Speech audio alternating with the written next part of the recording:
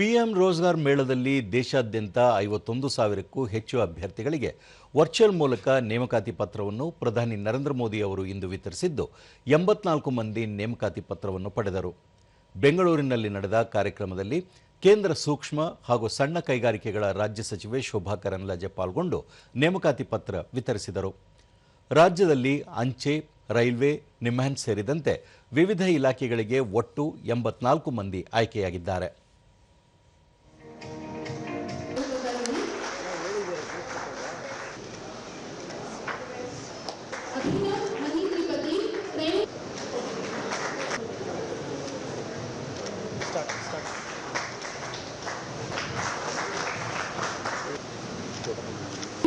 Department of Posts.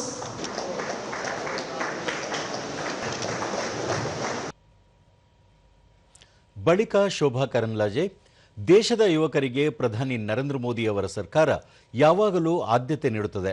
ಸರ್ಕಾರಿ ಉದ್ಯೋಗಗಳಿಗೆ ಯುವಜನರು ನೇಮಕವಾಗುವುದರ ಜೊತೆಗೆ 2047ರ ವೇಳೆಗೆ ಭಾರತ ಎಲ್ಲ ಕ್ಷೇತ್ರಗಳಲ್ಲಿ ಪ್ರಥಮ ಸ್ಥಾನದಲ್ಲಿರಬೇಕು, ಅಭಿವೃದ್ಧಿ ಹೊಂದುವ ಮೂಲಕ ವಿಕಸಿತ ಭಾರತವನ್ನಾಗಿ ಮಾಡಬೇಕೆಂದರು.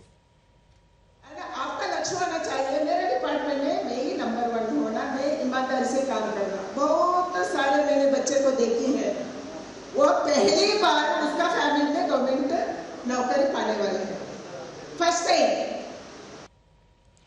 ದೂರದರ್ಶನದೊಂದಿಗೆ ಚಿತ್ರದುರ್ಗದ ಫಲಾನುಭವಿ ಮಂಜುನಾಥ್ ರೋಜ್ಗಾರ್ ಯೋಜನೆಯಿಂದ ಪ್ರೇರಿತನಾಗಿ ಸತತವಾಗಿ ಓದುವುದು ಮತ್ತು ಪರೀಕ್ಷೆಗಳನ್ನು ತೆಗೆದುಕೊಳ್ಳುತ್ತಿದ್ದೆ. ಇದೀಗ ನೇಮಕಾತಿ ಪತ್ರ ಸಿಕ್ಕಿರುವುದು ಸಂತಸ ತಂದಿದೆ ಎಂದರು.